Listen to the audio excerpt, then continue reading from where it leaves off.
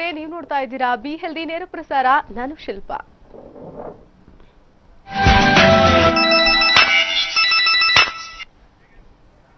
ವೀಕ್ಷಕರೇ, ಬದಲಾಗ್ತಾ ಇರೋ ಕಾಲಮಾನದಿಂದ ಎಷ್ಟು ಉಪಯೋಗ ಇದೆಯೋ ಅಷ್ಟೇ ಸಮಸ್ಯೆ ಕೂಡ ಇರುತ್ತೆ. ಇತ್ತೀಚಿನ ದಿನಗಳಲ್ಲಿ ಸ್ಥೂಲಕಾಯ ಅಂದ್ರೆ ಬೊಜ್ಜಿನ ಸಮಸ್ಯೆ ಸಾಮಾನ್ಯವಾಗ್ಬಿಟ್ಟಿದೆ. ಇನ್ನು ಇವತ್ತಿನ ಬಿ ಹೆಲ್ದಿಯಲ್ಲಿ ಒಬೆಸಿಟಿ ಸಮಸ್ಯೆ ಬಗ್ಗೆ ಮಾತಾಡ್ತಾ ಇದ್ದೀವಿ. ಬೊಜ್ಜಿಗೆ ವೈಜ್ಞಾನಿಕ ಪರಿಹಾರವನ್ನ ತಿಳಿಸ್ಕೊಡೋದಕ್ಕೆ ನಮ್ಮ ಜೊತೆ ಇದ್ದಾರೆ curls and curves cosmetic surgery ಸೆಂಟರ್ನ ವೈದ್ಯರಾದಂತಹ ಡಾಕ್ಟರ್ ಗಿರೀಶ್. ಡಾಕ್ಟರ್, ಕಾರ್ಯಕ್ರಮಕ್ಕೆ ಸ್ವಾಗತ. ನಮಸ್ಕಾರ. ಓಕೆ, ಇನ್ನು ಬೊಜ್ಜಿಗೆ ಸಾಮಾನ್ಯವಾಗಿ ಎಲ್ಲರೂ ಕೂಡ ಡೆಫಿನಿಷನ್ ಕೊಡ್ತಾರೆ. ಇನ್ನು ವೈಜ್ಞಾನಿಕವಾಗಿ ನೋಡೋದಾದ್ರೆ ಬೊಜ್ಜು ಅಂದ್ರೆ ಏನು, ಯಾವ ರೀತಿ ವಿಮರ್ಶೆ ಮಾಡ್ತೀರಾ?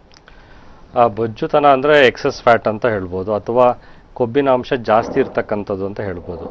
ಇದರ ಮೂಲ ಕಾರಣಗಳು ಅಂದ್ರೆ ಬೇಸಿಕ್ ಕಾರಣಗಳು ನಾವು ನೋಡಿದಾಗ ಮೇನ್ ಕಾರಣ ಇದಕ್ಕೆ ಹೆರಿಡಿಟರಿ ಇರುತ್ತೆ. ಎಷ್ಟೋ ಜನ ಅದನ್ನ ನಾವು ಮೇನ್ ಆಗಿ ಅವ್ರು ತಿಳ್ಕೊಳ್ಳೋದು ಫುಡ್ ಹ್ಯಾಬಿಟ್ಸ್ ಅಥವಾ ಒಂದು ಲ್ಯಾಕ್ ಆಫ್ ಎಕ್ಸಸೈಸ್ ಅಂತ ಅನ್ಕೊಳ್ತಾ ಇರ್ತಾರೆ. ಬಟ್ ಮೇನ್ ಕಾರಣ ಇರತಕ್ಕಂಥದ್ದು ಇದರಲ್ಲಿ ಹೆರಿಡಿಟರಿ ಕಾರಣ ಮೇನ್ ಇರ್ತದೆ. ಸೊ ಅವ್ರ ಪೇರೆಂಟ್ಸ್ ಅಲ್ಲಿ ಇರ್ಬೋದು, ಅಥವಾ ಅವ್ರ ಪೇರೆಂಟ್ಸ್ ಅಲ್ಲಿ ಇಲ್ಲ ಅಂದ್ರೆ ಅವ್ರದ್ದು ನಿಯರ್ ರಿಲೇಟಿವ್ಸ್ ಅಲ್ಲಿ ಈ ತರ ಒಂದು ಪ್ರಾಬ್ಲಮ್ ಇರ್ಬೋದು. ಸೊ ಹಾಗಾಗಿ ಅದು ಅನುವಂಶೀಯತೆಯಿಂದ ಹೆರಿಡಿಟರಿ ಮೂಲಕ ಟ್ರಾನ್ಸ್ಫರ್ ಆಗಿರುತ್ತೆ ಜೀನ್ಸ್. ಇಲ್ಲಿ ಒಂದು ಪೆಕ್ಯುಲರ್ ಫೀಚರ್ ಏನಂತ ಹೇಳಿದ್ರೆ, ಅಲ್ಲಿ genetic signal cannot be blocked. So ಅದು ಕಾನ್ಸ್ಟೆಂಟ್ ಸಿಗ್ನಲ್ಸ್ ಕೊಡ್ತಾ ಇರುತ್ತೆ. ಇನ್ನ ಬೇರೆ ಕಾರಣಗಳು ನಾವು ನೋಡಿದಾಗ ಅಂತ ಹೇಳಿದ್ರೆ ಲ್ಯಾಕ್ ಆಫ್ ಎಕ್ಸಸೈಸು, ಆಕ್ಟಿವಿಟೀಸು, ಅಥವಾ ಎಕ್ಸಸ್ ಫುಡ್ಡು. ಸೊ ಈ ರೀತಿ ಒಂದು ಕಾರಣಗಳಿರ್ತದೆ. ಅಥವಾ ಆಲ್ಕೋಹಾಲು, ನಾನ್ ವೆಜ್ ಫುಡ್, ಈ ರೀತಿ ಒಂದು ಆ ಥರ ಜಂಕ್ ಫುಡ್ಸ್ ಇವೆಲ್ಲ ಕಾರಣಗಳಿರ್ತದೆ. ಸೊ ಇದು ಕಾರಣಗಳಾಯಿತು. ಈಗ ಮೂಲತಃ ನಾವು ಸೈಂಟಿಫಿಕ್ ಆಗಿ ಒಬೆಸಿಟಿ ಹೇಗಾಗುತ್ತೆ ಅಂತ ನಾವು ನೋಡಿದಾಗ, ಫ್ಯಾಟ್ ಸೆಲ್ ನಂಬರ್ ಇರುತ್ತಲ್ಲ, ಅದು ಥ್ರೂ ಔಟ್ ದ ಲೈಫ್ ಒಂದು ಹ್ಯೂಮನ್ ಬೀಯಿಂಗ್ಸ್ ಅಲ್ಲಿ ಸೇಮ್ ನಂಬರ್ ಇರುತ್ತೆ. ಸೊ ಫಾರ್ ಎಕ್ಸಾಂಪಲ್ ಒಂದು 1000 ಸೆಲ್ಸ್ ಇದೆ ಅಂತ ಇದ್ರೆ ಹ್ಯೂಮನ್ ಬೀಯಿಂಗ್ ಅಲ್ಲಿ, ಒಬ್ಬ ಮನುಷ್ಯನಲ್ಲಿ, ಸೊ ಅದು ಲೈಫ್ ಟೈಮ್ 1000 ಇರುತ್ತೆ. ಆದರೆ ಇದು ಸೈಜ್ ಇನ್ಕ್ರೀಸ್ ಆಗಿರುತ್ತೆ ಅಥವಾ ಸೈಜ್ ಡಿಕ್ರೀಸ್ ಆಗುತ್ತೆ. ಬಟ್ ನಂಬರ್ ಯಾವತ್ತು ಇನ್ಕ್ರೀಸ್ ಆಗಲ್ಲ, ನಂಬರ್ ಯಾವತ್ತು ಡಿಕ್ರೀಸ್ ಆಗಲ್ಲ. ಸಾಮಾನ್ಯವಾಗಿ ಎಲ್ಲರೂ ಏನು ತಿಳ್ಕೊಳ್ತಾರೆ ಅಂದ್ರೆ ಒಬೆಸಿಟಿ ಅಂದ ತಕ್ಷಣಕ್ಕೆ ನಂಬರ್ ಜಾಸ್ತಿ ಆಗುತ್ತೆ ಅಂತ ಹೇಳಿ. ಸೊ ಆ ರೀತಿ ಇರೋದಿಲ್ಲ. ಇಲ್ಲಿ ಫ್ಯಾಟ್ ಸೆಲ್ ಒಬೆಸಿಟಿಯಲ್ಲಿ ಸೈಜ್ ಸೆಲ್ ಜಾಸ್ತಿ ಆಗ್ತಾ ಹಿಗ್ಗುತ್ತಾ ಹೋಗುತ್ತೆ. ಸೊ ಅಲ್ಲಿ ಮೇನ್ ಅಂತ ಹೇಳಿದ್ರೆ ನಾನು ಜೆನೆಟಿಕ್ ಹೇಳಿದೆ, ಸಿಗ್ನಲ್ಸ್ ಕಾನ್ಸ್ಟೆಂಟ್ ಆಗಿ ಬರ್ತಾ ಇರ್ತದೆ. ಸೊ ಅದು ಫ್ಯಾಟ್ ಸೆಲ್ಗೆ ನೀನು ದಪ್ಪ ಆಗೋದು ಸಿಗ್ನಲ್ಸ್ ಕೊಡ್ತಾ ಇರುತ್ತೆ.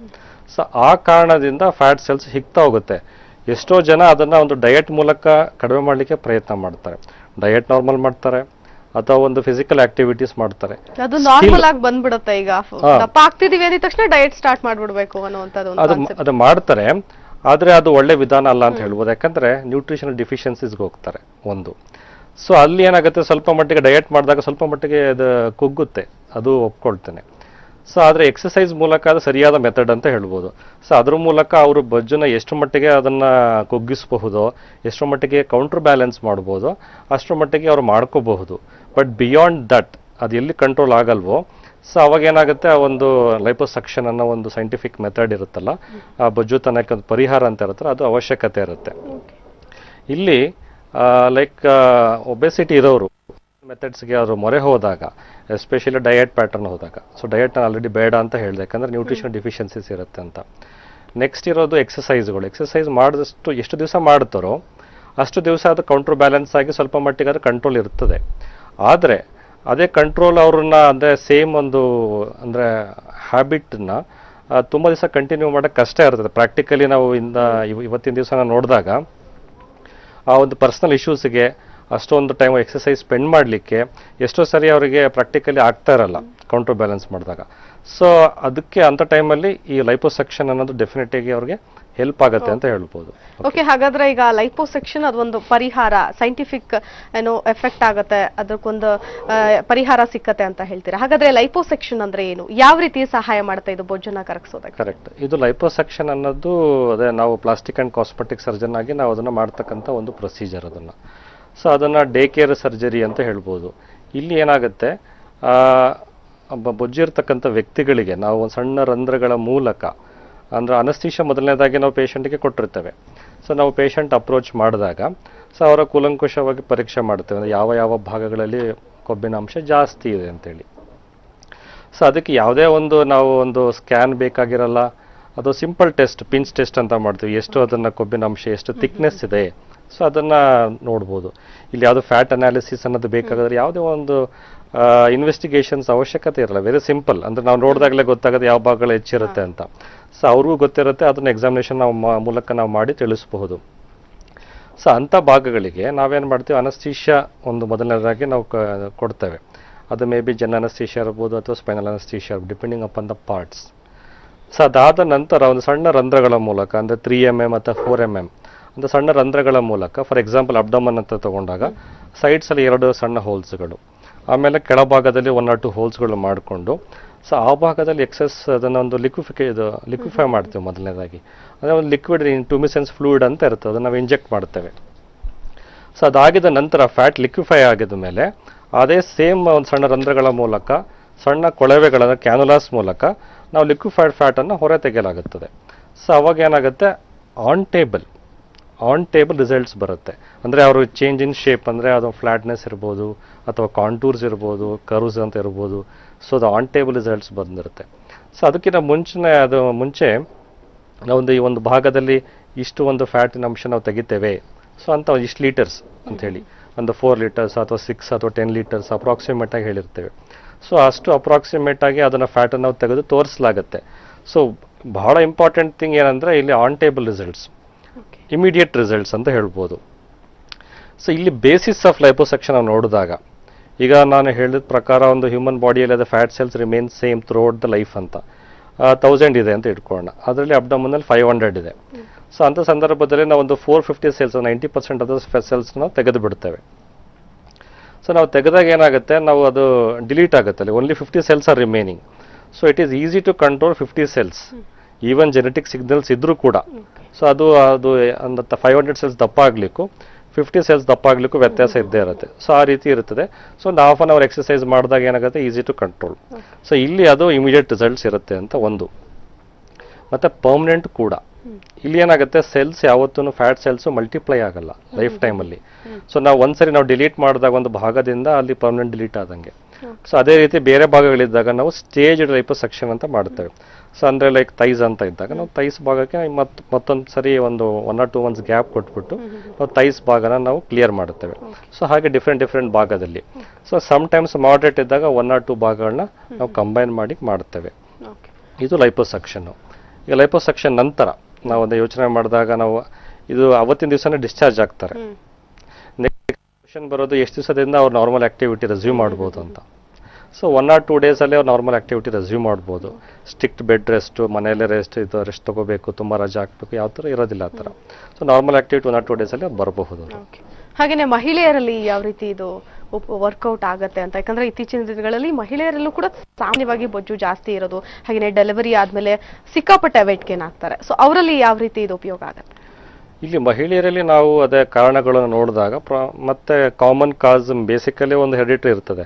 ಸೊ ಅವರ ತಾಯಿಯವರು ಆ ರೀತಿಯಾಗಿ ಒಂದು ಸೇಮ್ ಸಮಸ್ಯೆಯಿಂದ ಬಳಲ್ತಾ ಇದ್ರೆ, ಅಥವಾ ಅವರ ತಂದೆ ಅಥವಾ ಅವರ ತಾಯಿಯವರ ಕಡೆ ಅಥವಾ ತಂದೆ, ಸೊ ಜೆನೆಟಿಕ್ ಪ್ರೈಮರಿ ಕಾಸ್ ಇರುತ್ತೆ. ಅದ್ರ ಜೊತೆಯಲ್ಲಿ ಫೀಮೇಲ್ಸ್ ಅಲ್ಲಿ ಮತ್ತೊಂದು ಇನ್ನು ಅಡಿಷನಲ್ ಆಗ್ತಕ್ಕಂಥದ್ದು ಏನಂತ ಹೇಳಿದ್ರೆ ಹಾರ್ಮೋನಲ್ ಇಂಬ್ಯಾಲೆನ್ಸ್. ಹಾರ್ಮೋನ್ಗಳಲ್ಲಿ ಏರುಪೇರು ಯಾವಾಗಲೂ ಇರ್ತದೆ ಅವರಿಗೆ, ಎಸ್ಪೆಷಲಿ ಪ್ರೆಗ್ನೆನ್ಸಿ ಆದಾಗ ಏರುಪೇರು ಇರ್ತದೆ. ಸೊ ಇಲ್ಲಿ ಏನಾಗುತ್ತೆ, ಫ್ಯಾಟ್ ಸೆಲ್ಸ್ ಮೊದಲೇ ಹೆರಿಡಿಟರಿ ಸ್ಟಿಮ್ಯುಲಸ್ ಇಂದ ಫ್ಯಾಟ್ ಸೆಲ್ಸ್ ತುಂಬ ದಪ್ಪ ಆಗ್ತಾ ಇರುತ್ತೆ. ಅದ್ರ ಜೊತೆಗೆ ಒಂಥರ ಫುಡ್ ಕೊಟ್ಟಂಗೆ ಹಾರ್ಮೋನ್ಸ್ ಅದಕ್ಕೆ. ಬಿಕಾಸ್ ಇಲ್ಲೇನಾಗುತ್ತೆ, ಅದು ಫ್ಯಾಟ್ ಸೆಲ್ಸ್ ಹಾರ್ಮೋನ್ಗಳನ್ನ ತಗೊಂಡು ಉಪಯೋಗಿಸ್ಕೊಂಡು ತಾನು ಬೆಳೀತಾ ಹೋಗ್ತದೆ. ಎಸ್ಪೆಷಲಿ ಇನ್ಸುಲಿನ್ ಹಾರ್ಮೋನ್ ಬೆಳೆಸ್ತದೆ. ಸೊ ಮತ್ತು ಇನ್ನಿರ್ತ ಹಾರ್ಮೋನ್ ಬಳಸ್ಕೊಂಡು ಅದು ಬೆಳೀತಾ ಹೋಗುತ್ತೆ. ಸೊ ಹಾಗಾಗಿ ಅವರಲ್ಲಿ ಈ ಸಮಸ್ಯೆ ಸಾಮಾನ್ಯವಾಗಿ ಕಾಡ್ತಾ ಇರುತ್ತೆ. ಅಂದರೆ ಪ್ರೆಗ್ನೆನ್ಸಿಗಿಂತ ಮುಂಚೆ ಹೆರಿಡಿಟರಿ ಕಾರಣವಾಗಿ ಒಂದು ಬಂದಿರ್ತದೆ. ಆಮೇಲೆ ಅದು ಪ್ರೆಗ್ನೆನ್ಸಿ ಅದು ಇನ್ನೂ ಜಾಸ್ತಿ ಆಗುತ್ತೆ. ಆಮೇಲೆ ಇದು ಕಾಲಕ್ರಮೇಣ ಅವರಲ್ಲಿ ಏನಾಗುತ್ತೆ, ಅವರು ಪರ್ಸನಲ್ ಕೇರ್ ತಗೊಳ್ಳಿಕ್ಕೆ ಸಾಧ್ಯ ಇಲ್ಲದೆ ಇರೋದ್ರಿಂದ, ಫ್ಯಾಮಿಲಿ ಮ್ಯಾಟರ್ಸಲ್ಲಿ ತುಂಬ ಇನ್ವಾಲ್ವ್ಮೆಂಟ್ ಇರೋದ್ರಿಂದ, ಸೊ ಅವಾಗ ಏನಾಗುತ್ತೆ, ಆ್ಯಸ್ ಏಜ್ ಅಡ್ವಾನ್ಸಸ್ ಹಾಗೇನೆ ಅದು ಜಾಸ್ತಿ ಬೆಳೀತಾ ಹೋಗುತ್ತೆ. ಸೊ ಇದು ಸಮಸ್ಯೆ. ಸೊ ಅವರಿಗೆ ನಮ್ಮ ಕಡೆಯಿಂದ ಪರಿಹಾರ ಅಂತ ನಾವು ನೋಡಿದಾಗ, ಸೊ ಬಿಫೋರ್ ಮ್ಯಾರೇಜ್, ಸೊ ನಾವು ಯಾವುದೇ ಭಾಗಗಳಿರಬಹುದು, ಅಂದರೆ ಲೈಕ್ ಹೊಟ್ಟೆ ಭಾಗ ಅಥವಾ ಬೇರೆ ಒಂದು ಭಾಗಗಳು. ಸೊ ನಾ ಆಲ್ರೆಡಿ ಹೇಳಿರೋ ಪ್ರಕಾರ ನಾವು ಒಂದು ಆ ಸಿವಿಯರಿಟಿ ಪ್ರಕಾರ ಐದರ್ 1 ಸ್ಟೇಜಲ್ಲಿ ಅಥವಾ ಮಲ್ಟಿಪಲ್ ಸ್ಟೇಜಲ್ಲಿ ನಾವು ಕ್ಲಿಯರೆನ್ಸ್ ಮಾಡುತ್ತೇವೆ. ಸೊ ಅಲ್ಲಿ ಕೆಲವ್ರಿಗೆ ಯೋಚನೆ ಇರ್ತದೆ, ಪ್ರೆಗ್ನೆನ್ಸಿಗೆ ತೊಂದರೆ ಆಗುತ್ತಾ ಅಂತ. ಸೊ ಪ್ರೆಗ್ನೆನ್ಸಿಗೆ ಖಂಡಿತವಾಗಿ ತೊಂದರೆ ಆಗಲ್ಲ, ಇನ್ನೂ ಅನುಕೂಲ ಆಗುತ್ತೆ. ಯಾಕಂದರೆ ಬೊಜ್ಜುತನ ಅನ್ನೋದು ಸ್ವಲ್ಪ ಒಂದು ಈ ಬಂಜೆತನ ಅಥವಾ ಒಂದು ಇನ್ಫರ್ಟಿಲಿಟಿಗೆ ಕಾರಣವಾಗಿರುತ್ತೆ. ಅದು ತಗೊಳ್ತಾ ಯೂಸ್ ಮಾಡ್ತಾ ಇರುತ್ತೆ, ಇಂಬ್ಯಾಲೆನ್ಸ್ ಆಗ್ತಾ ಇರುತ್ತೆ. ಸೊ ಹಾಗಾಗಿ ಅದನ್ನ ಲೈಪೋಸೆಕ್ಷನ್ ಮಾಡಿದ್ರೆ ಡೆಫಿನೆಟ್ಲಿ ಅನುಕೂಲ ಇರುತ್ತೆ. Next post pregnancy especially abdomen ಜಾಗದಲ್ಲಿ ಜಾಸ್ತಿ ಅದಕ್ಕೆ ಕೊಬ್ಬಿನಾಂಶ ಶೇಖರಣೆ ಆಗುತ್ತೆ, ಹೊಟ್ಟೆ ದಪ್ಪ ಆಗ್ತಕ್ಕಂಥದ್ದು, ಅವರಿಗೆ ಒಂದು ಸ್ವಲ್ಪ ಮುಜುಗರ ತರ್ತಕ್ಕಂಥ ಒಂದು ಸಿಚುಯೇಷನ್. ಅದೇ ಒಂದು ಲೈಫ್ ಟೈಮ್ ಅವರು ಅದನ್ನ ಇರಬೇಕಾಗತ್ತೆ. ಸೊ ಅದಕ್ಕೂ ಸಹ ಲೈಪೋಸಕ್ಷನ್ನು ಅಥವಾ ಅಬ್ಡಾಮಿನೋಪ್ಲಾಸ್ಟಿ ಅಂದರೆ ಟೈಟನಿಂಗ್ ದ ಅಬ್ಡಮನ್ ಅಂತ ಫ್ಲಾಟ್ ಅಬ್ಡಮನ್ ಕೊಡೋಕ್ಕೆ ಸಾಧ್ಯ ಇರುತ್ತೆ. ಪ್ರೀ ಪ್ರೆಗ್ನೆಂಟ್ ಸ್ಟೇಟಸ್ಗೆ ಏನಿದೆ ಅದು ರೀಚ್ ಆಗಲಿಕ್ಕೆ ಸಾಧ್ಯ ಇರುತ್ತೆ.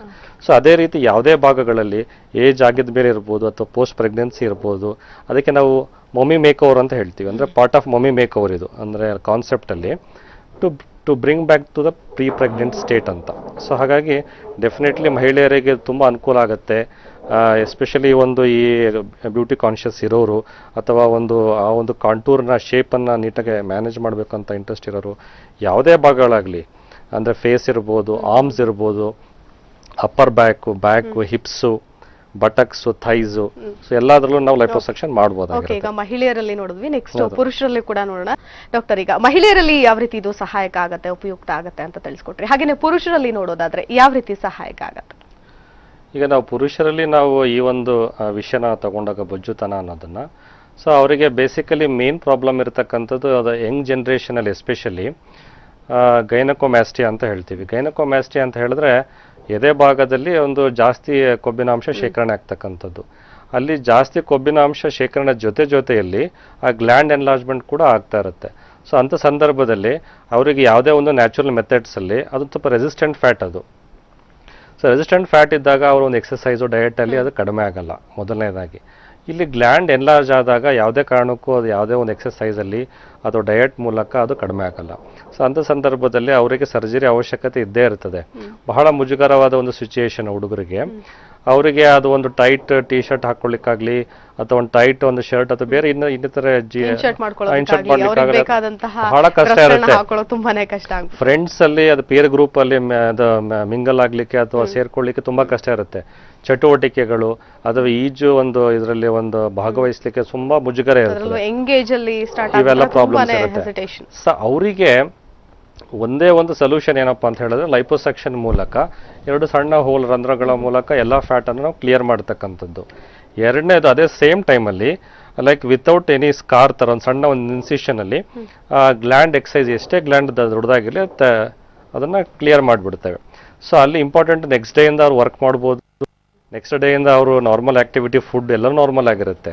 ಸೊ ಇಲ್ಲಿ ಯಾವುದೇ ವ್ಯತ್ಯಾಸಗಳು ಇರೋದಿಲ್ಲ. ಆಮೇಲೆ ಇಮಿಡಿಯೇಟ್ ರಿಸಲ್ಟ್ಸ್ ಮತ್ತೆ ಲೈಫ್ ಟೈಮ್ ರಿಸಲ್ಟ್ಸ್, ಪುನಃ ಅಕ್ಯುಮುಲೇಷನ್ ಆಗೋದು ಅಥವಾ ಗ್ಲ್ಯಾಂಡ್ ದೊಡ್ಡದಾಗ್ತಕ್ಕಂಥ ಪ್ರಶ್ನೆ ಇರೋದಿಲ್ಲ ಇದರಲ್ಲಿ. ಸೊ ಕ್ಲಿಯರ್ ಆಗಿರುತ್ತೆ. ಆಮೇಲೆ ಇನ್ನೊಂದು ಇಂಪಾರ್ಟೆಂಟ್ ಏನಂದ್ರೆ ಅದೇ ನಾವು ಹಾಗೆ ಬಿಟ್ಟಲ್ಲಿ 1% ಆಫ್ ದ ಕೇಸಸ್ ಅಲ್ಲಿ ಇದು ಮೇಲ್ ಬ್ರೆಸ್ಟ್ ಕ್ಯಾನ್ಸರ್ ಆಗಿ ಕನ್ವರ್ಟ್ ಆಗುತ್ತೆ. ತುಂಬಾ ರಿಸ್ಕ್ ಇರುತ್ತೆ. ಹಾಗಾಗಿ ಅವರು ಅದನ್ನ ಇಮಿಡಿಯೇಟ್ ಸರ್ಜರಿಗೆ ಹೋಗೋದು ಒಳ್ಳೇದಿರುತ್ತೆ. ಸರಿ, ಇನ್ನೊಂದು ಸಾಮಾನ್ಯವಾಗಿ ನಾವು ನೋಡ್ತಾ ಇರೋದು ಪುರುಷರಲ್ಲಿ ಹೊಟ್ಟೆ ಭಾಗದಲ್ಲಿ ಫ್ಯಾಟ್. ಸೊ ಅದು ಒಂದು ಯಂಗ್ ಜನರೇಷನ್ ಇರ್ಬೋದು, because of lack of activity and computer ಕೆಲಸ ಹಾಗೆ ಕೂತಲ್ಲೇ ಎಲ್ಲನೂ ಆಗ್ತಾ ಇರೋದ್ರಿಂದ. ಸೊ ಮತ್ತೆ ವೆಹಿಕಲ್ಸ್ ಅಲ್ಲಿ ಅಡ್ಡಾಡ್ಕೊಂಡು ಇಲ್ಲಿ ಏನಾಗುತ್ತೆ ವಾಕಿಂಗ್ ಬೇರೆ ಯಾವುದೋ ಒಂದು ಲೈಫ್ ಸ್ಟೈಲ್ ಮಾಡಿಫಿಕೇಶನ್ಸ್ ಇರೋದ್ರಿಂದ ಹಾಗಾಗಿ ಏನಾಗುತ್ತೆ ಅಲ್ಲೂ ಒಂದು ಹೊಟ್ಟೆ ಭಾಗದಲ್ಲೂ ಫ್ಯಾಟ್ ಅಕ್ಯುಮುಲೇಷನ್ ಆಗುತ್ತೆ, ಹೊಟ್ಟೆ ಭಾಗ ಮತ್ತೆ ಹಿಪ್ಸು. ಸೊ ಇಲ್ಲಿ ಅದು ಯಂಗ್ ಜನರೇಷನ್ ಇರ್ಬೋದು ಅಥವಾ ಪರ್ಸನ್ಸ್ 40+ ಅಲ್ಲಿ ಆಗಿರ್ಬೋದು. So middle age group. So ಇಂಥ ಸಂದರ್ಭದಲ್ಲಿ ಲೈಪೋಸಕ್ಷನ್ ಮೂಲಕ ಆ ಒಂದು ಕ್ಲಿಯರೆನ್ಸ್ ಆಗ್ತಕ್ಕಂಥದ್ದು ಇರುತ್ತೆ ಮತ್ತೆ ಲೈಫ್ ಟೈಮ್ ಪರ್ಮನೆಂಟ್ ರಿಸಲ್ಟ್ಸ್ ಇರುತ್ತೆ. ಸೊ ಇದು ಒಂದ್ಸಾರಿ ಈ ಒಂದು ಸರ್ಜರಿಗೆ ಒಳಪಟ್ರೆ ಲೈಪೋಸೆಕ್ಷನ್ ಮಾಡಿಸ್ಕೊಂಡ್ರೆ ಮತ್ತೆ ಇನ್ಯಾವುದೇ ಕಾರಣಕ್ಕೂ ಈಗೇನು ಆಗಲ್ವಾ ವೆಯ್ಟು? ಇಲ್ಲ, ನಾನು ಆಲ್ರೆಡಿ ಹೇಳಿರೋ ಪ್ರಕಾರ ಸೈಂಟಿಫಿಕ್ ಪ್ರಕಾರ ಫ್ಯಾಟ್ ಸೆಲ್ಸ್ ಮಲ್ಟಿಪ್ಲೈ ಆಗಲ್ಲ. ಫ್ಯಾಟ್ ಸೆಲ್ಸ್ ಬೇರೆ ಕಡೆಯಿಂದ ಶಿಫ್ಟ್ ಆಗಲ್ಲ. ಸೊ ಇಲ್ಲಿ ಏನಾಗುತ್ತೆ, ಅಲ್ಲಿ ಒಂದು ಎಕ್ಸಾಂಪಲ್ ಲೈಪೋಸೆಕ್ಷನ್ 50 ಸೆಲ್ಸ್ ಉಳಿದಿದೆ ಅಂದ್ರೆ ಲೈಫ್ ಟೈಮ್ 50 ಸೆಲ್ಸ್ ಅಷ್ಟೇ ಉಳಿದಿರುತ್ತೆ. ಸೊ ಅಲ್ಲಿ ಬೇರೆ ಕಡೆಯಿಂದ ಶಿಫ್ಟ್ ಆಗಲ್ಲ, ಆ 50 ಸೆಲ್ಸ್ ಮಲ್ಟಿಪ್ಲೈ ಆಗಲ್ಲ. So that is the beauty of the liposuction.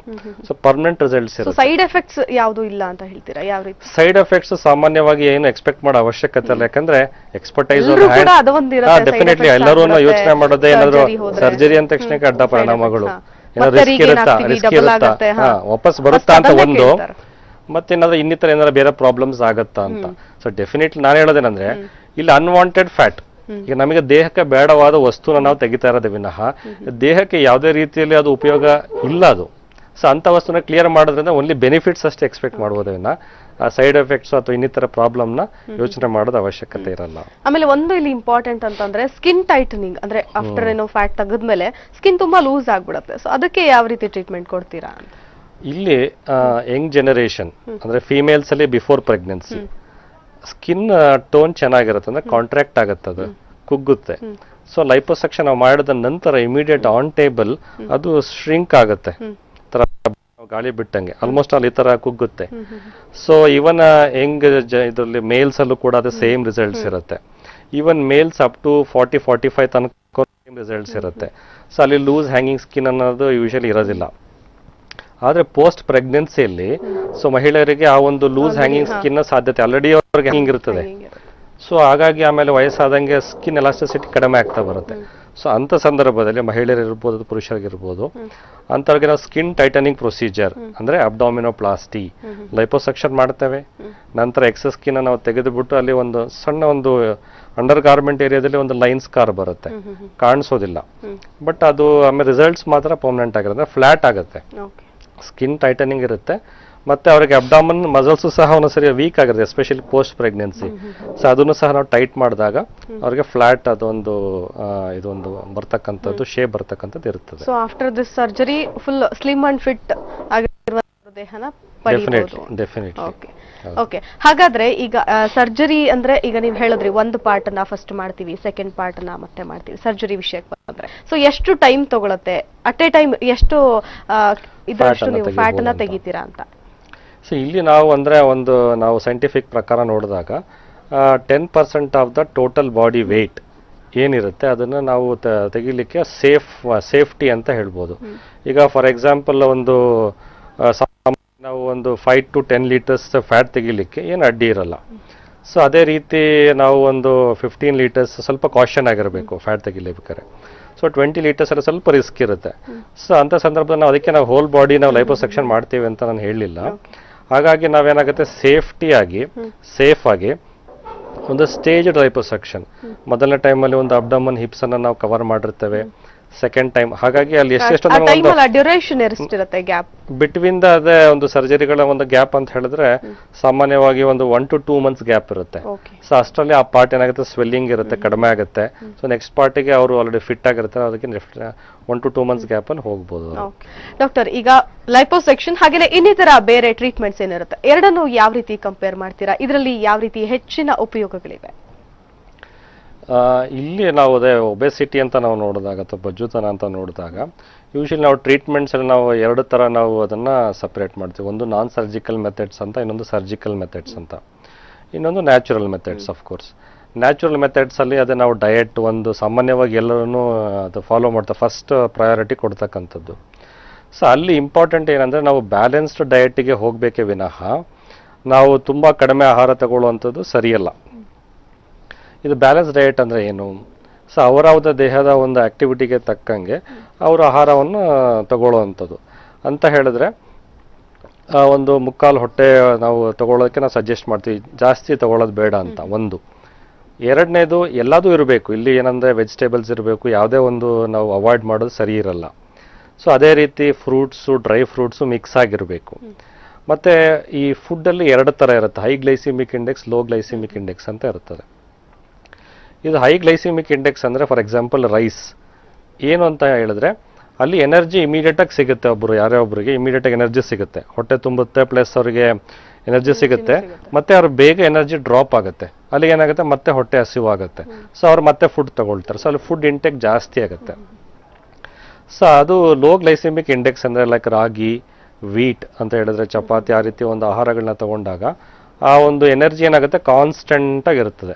So ಆಮೇಲೆ ಮತ್ತೆ ನಿಧಾನವಾಗಿ ಡ್ರಾಪ್ ಆಗುತ್ತೆ.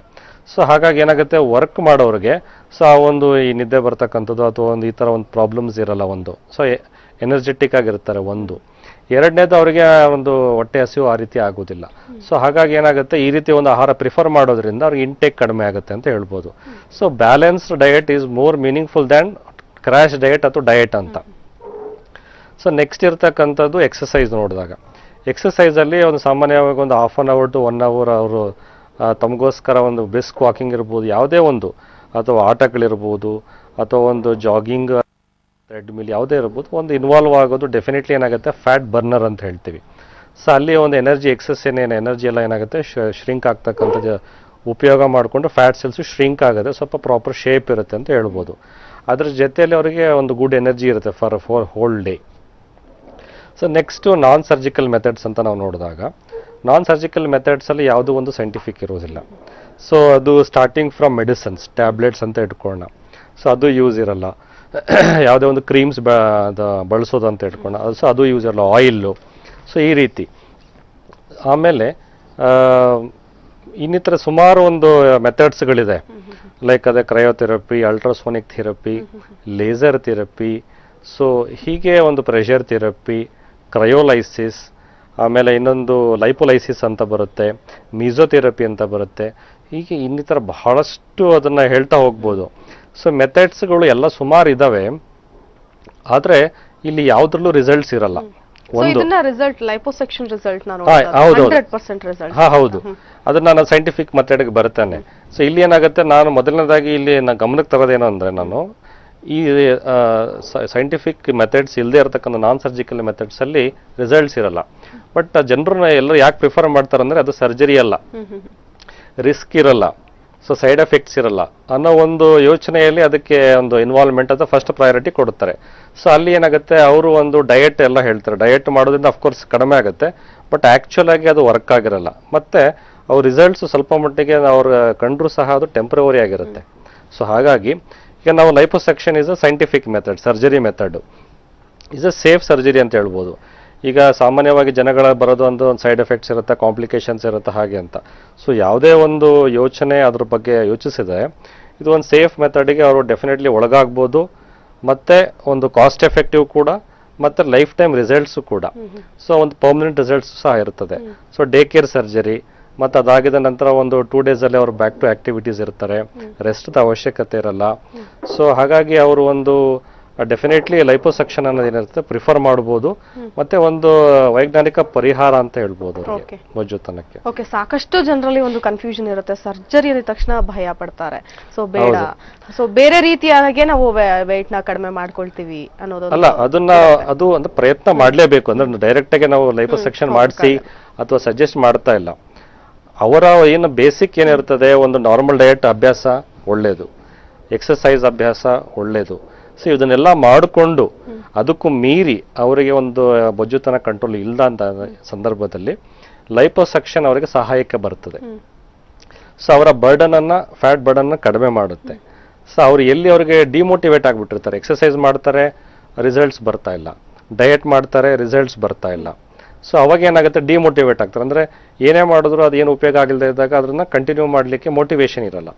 ಸೊ ಅವಾಗ ಏನಾಗುತ್ತೆ, ಲೈಪೋಸೆಕ್ಷನ್ ಮಾಡಿಸಿದ ನಂತರ ಆಲ್ಮೋಸ್ಟ್ ಆಲ್ ಒಂದು ಬರ್ಡನ್ ಕಡಿಮೆ ಆದಾಗ ಅವ್ರಿಗೆ ರಿಸಲ್ಟ್ಸ್ ನೋಡಿದಾಗ ಅದನ್ನು ಮೇಂಟೈನ್ ಮಾಡಲಿಕ್ಕೋಸ್ಕರ, ಪ್ಲಸ್ ಅದನ್ನು ಒಂದು ಜಸ್ಟ್ ಅದನ್ನು half an hour exercise normal diet continue ಮಾಡಿದಾಗ ಒಂದು ಕಂಪ್ಲೀಟ್ ಮೋಟಿವೇಶನ್ ಇರುತ್ತೆ. ಸೊ ಲೈಫ್ ಟೈಮ್ ಕಂಟಿನ್ಯೂ ಮಾಡಲಿಕ್ಕೆ ಸಲಹೆಗಳು ಅಂದ್ರೆ ಯಾವ ರೀತಿ ಕೊಡ್ತೀರಾ ವೀಕ್ಷಕರಿಗೆ?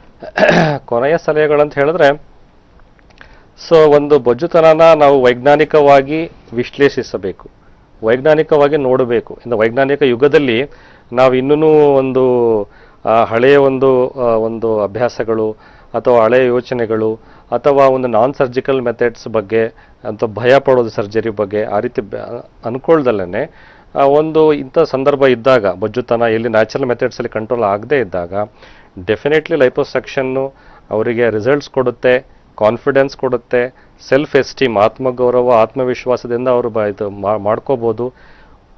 ಇನ್ನೂ ಹೆಚ್ಚಿನದಾಗಿ ಅವರು ನಾರ್ಮಲ್ ಉಡುಪುಗಳನ್ನ ಧರಿಸ್ಕೊಂಡು ಲೈಫ್ ಟೈಮ್ ಡೆಫಿನೆಟ್ಲಿ ಅವರು ಹ್ಯಾಪಿ ಆಗಿರ್ಬೋದು ಅಂತ ಹೇಳ್ಬೋದು. ಓಕೆ ಡಾಕ್ಟರ್ ಗಿರೀಶ್ ಅವರೇ, ಸಾಕಷ್ಟು ಇನ್ಫಾರ್ಮೇಶನ್ಸ್ ನ ಕೊಟ್ರಿ, ಹಾಗೇನೆ ಸೈಂಟಿಫಿಕ್ ಆಗಿ ಯಾವ ರೀತಿ ಇದನ್ನ ಪರಿಹರಿಸ್ಕೊಳ್ಬಹುದು ಬೊಜ್ಜಿನ ಸಮಸ್ಯೆ ಅಂತ ತಿಳಿಸ್ಕೊಂಡಿದ್ದು. ಕಾರ್ಯಕ್ರಮಕ್ಕೆ ಬಂದಿದ್ದಕ್ಕೆ ಧನ್ಯವಾದಗಳು. ನಮಸ್ಕಾರ.